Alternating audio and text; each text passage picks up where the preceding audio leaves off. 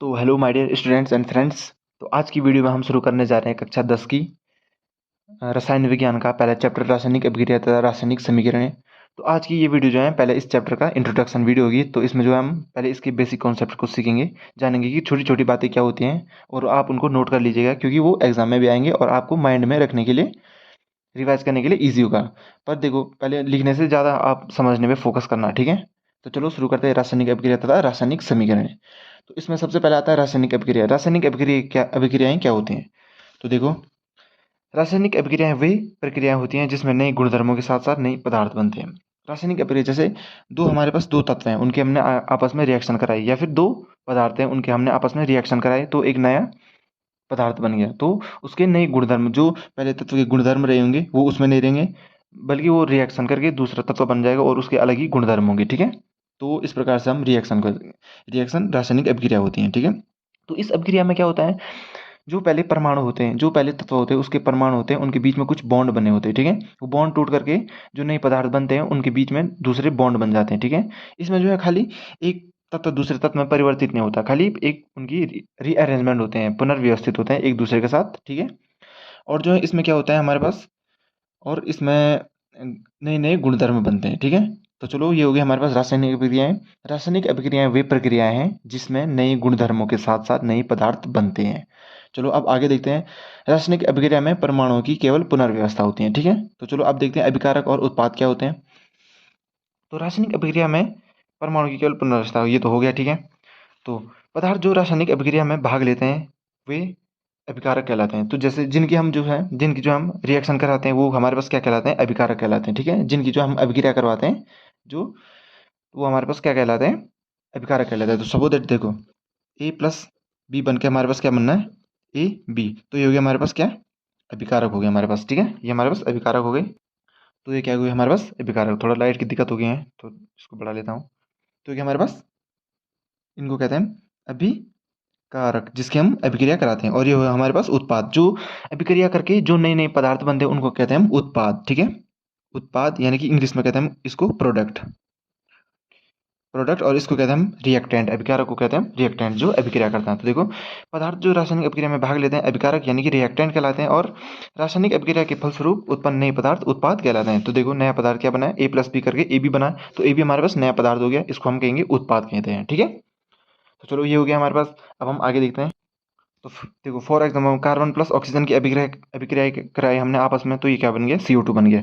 तो इसमें C plus O2 क्या था हमारे पास, अभिकारक, क्योंकि इनकी हमने आपस में जो है अभिक्रिया कराई हैं, और CO2 हमारे पास उत्पाद के रूप में बना है, ठीक है।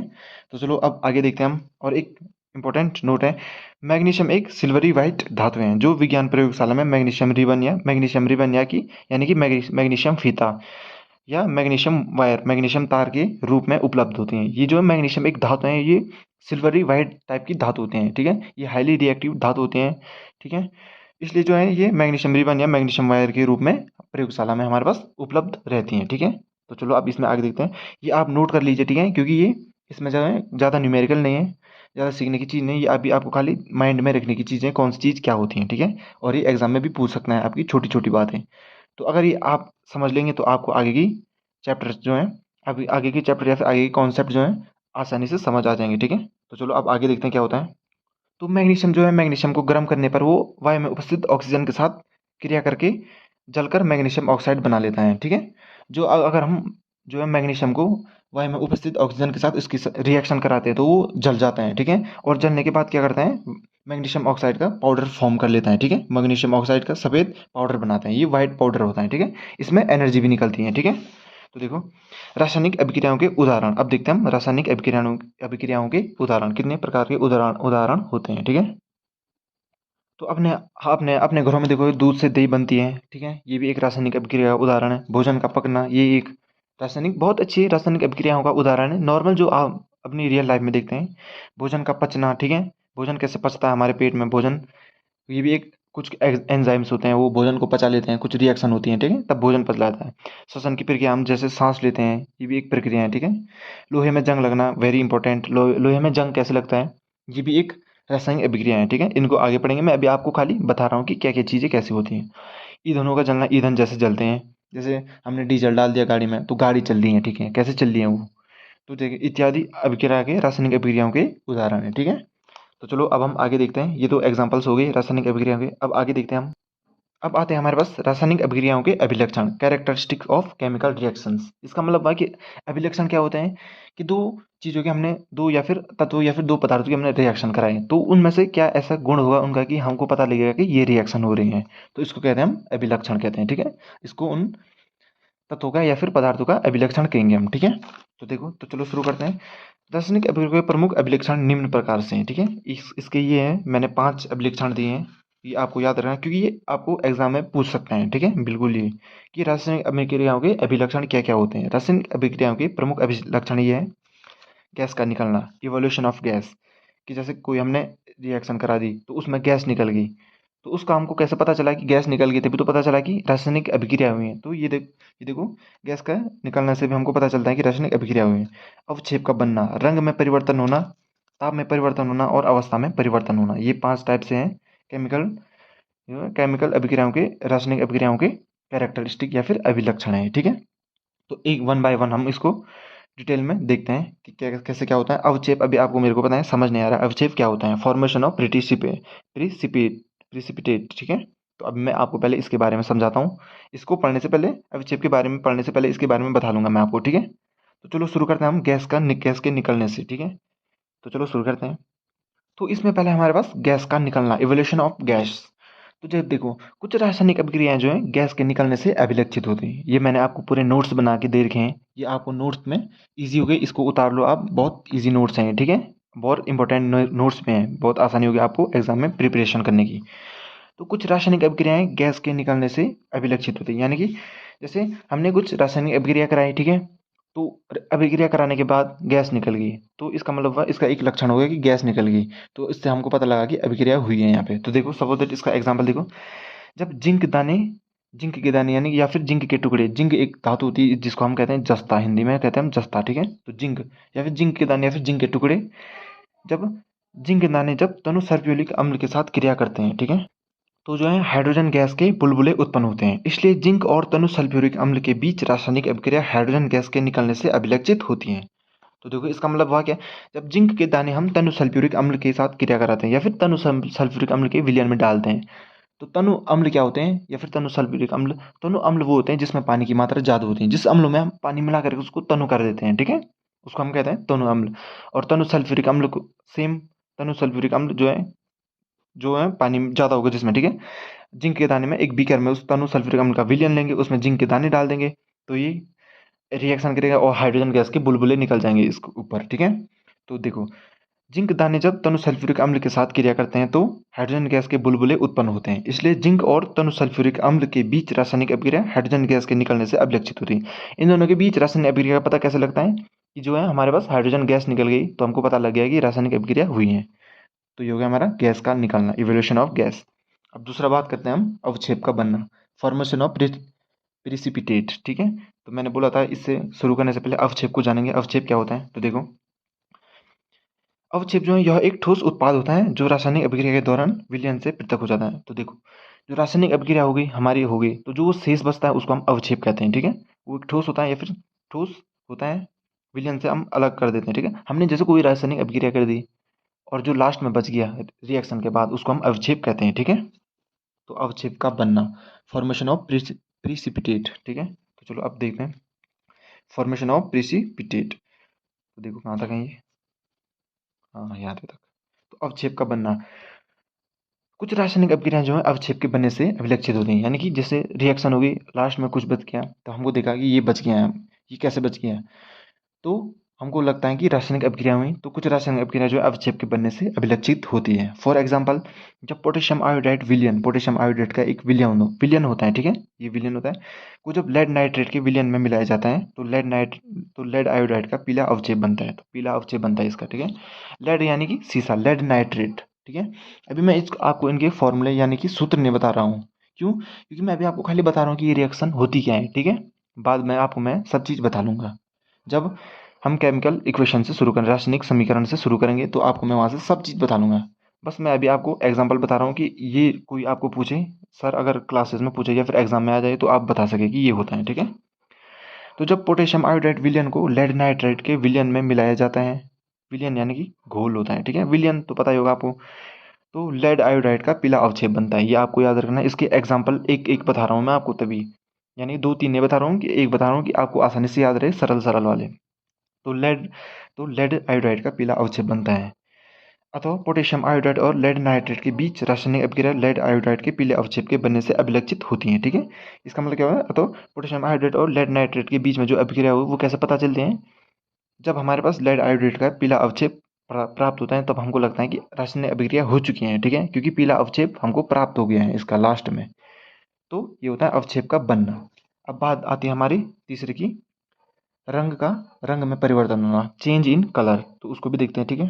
तो देखो, कुछ रासायनिक अभिक्रियाएं रंग में परिवर्तन द्वारा अभिलक्षित होती हैं। देखो, कुछ रासायनिक रंग परिवर्तन द्वारा अभिलक्षित होती हैं। इसका मतलब क्या हुआ? जैसे कुछ हमारे पास कुछ सॉल्यूशन हमारे पास की पर्पल सोल्यूशन है, कुछ भी सोल्यूशन है, अगर हमने कुछ उसमें कुछ ऐसा एसिड मिला दिया कि उसका रंग जो है समाप्त हो गया, तो हमको पता चल गया कि इसका रंग समाप्त हो गया, रंग चेंज हो गया। तो ऐसे तो हुआ नहीं, कुछ रिएक्शन हुई होगी, तभी तो रंग चेंज हुआ होगा ना।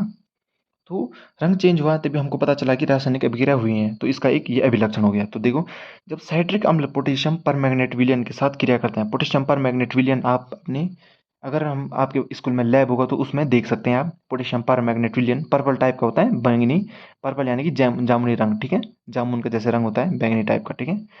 जब साइट्रिक अम्ल किस में होता है? नींबू में होता है, ठीक है, कुछ खट्टी सी पदार्थ होते हैं उनमें होता है नींबू, तो उनमें होता है साइट्रिक अम्ल, विटामिन सी, ठीक है।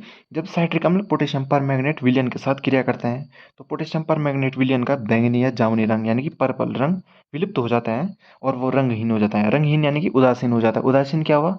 पानी का जैसे रंग होता है, पानी का रंग क्या होता है किसी को पता नहीं, कलरलेस होता है ये, ठीक है, तो वैसा हो जाता है, ठीक है। इसका जो रंग होता है वो परिवर्तित हो जाता है, ठीक है। तो ये कहते हैं हम रंग में परिवर्तन होना अभिक्रिया का अभिलक्षण है, ठीक है, चेंज इन कलर, ठीक है। ये इस प्रकार से देख सकते हैं आप, ठीक है। अब है हमारे पास ताप में परिवर्तन। तो देखो, चेंज इन टेम्परेचर। तो कुछ रासायनिक अभिक्रियाएं जो है ताप में परिवर्तन के द्वारा अभिलक्षित होती हैं। जैसे हमने कोई रिएक्शन कराई तो पहले चीज़ें ठंडी थी, बाद में रिएक्शन होने के बाद गर्म हो गई, या फिर कुछ चीज़ें पहले ठंडी थी और रिएक्शन हुई तो वो चीज़ें बिल्कुल ठंडी हो गई। तो ये हमारे पास एक गुण हो गया रासायनिक अभिक्रिया को देखने का। तो जब अनबुझा चूना जल के साथ क्रिया करता है, अनबुझा चूना पता होगा आपको, ठीक है, अनबुझा चूना, पहले अभी मैं आपको बता लेता हूँ, खाली मैं बता रहा हूँ अभी आपको, ठीक है, बाद में आपको सब चीज़ पता चल जाएगी कि कौन सी फॉर्मूला क्या होता है, कौन सा क्या होता है, ठीक है। तो जब अनबुझा चूना जल के साथ क्रिया करता है तो बूझा चूना बनता है, ठीक है, और अत्यधिक ऊष्मा ऊर्जा उत्पन्न होती है। यह ऊष्मा ऊर्जा ताप को बढ़ा लेती है जिसके कारण अभिक्रिया मिश्रण गर्म हो जाता है, ठीक है। देखो, अनबुझा चूना जल के साथ क्रिया करता है तो बूझा चूना बन जाता है, ठीक है, ठीक है। और जो है अत्यधिक ऊष्मा उत्पन्न होती है, इसका मतलब क्या हुआ? रिएक्शन कराए तो अत्यधिक बहुत सारी एनर्जी, बहुत सारी हीट जनरेट होगी, बहुत सारी ऊष्मा उत्पन्न होगी, तो हमको पता चला है कि रिएक्शन हो गए हैं, ठीक है। तो बहुत सारी ऊष्मा ऊर्जा उत्पन्न होती है, यह ऊष्मा ऊर्जा ताप को बढ़ा लेते हैं, ठीक है, यह टेम्परेचर को हाई कर लेते हैं, तो टेम्परेचर में चेंज हो गया। जाहिर सी बात है, जब हीट बढ़ेगी तो टेम्परेचर में चेंज होगा, ठीक है, बढ़ा, जिसके कारण अभिक्रिया मिश्रण गर्म हो जाता है। अभिक्रिया मिश्रण हमारे पास गर्म हो जाता है, जो अभिक्रिया होती है मिश्रण कराए वो हमारे पास गर्म हो जाता है, या फिर सोल्यूशन होगा हमारे पास गर्म हो जाता है, ठीक है। तो इसको कहते हैं हम ताप में परिवर्तन होने के कारण अभिक्रिया का पता चलना है, ये एक अभिलक्षण हो गया है, ठीक है। अब अगला देखते हैं हम, अवस्था में परिवर्तन होना, तो ये लास्ट है। तो इसका बेसिक थोड़ा यही था। इसके बाद हम देखेंगे अगली वीडियो में क्या होते हैं।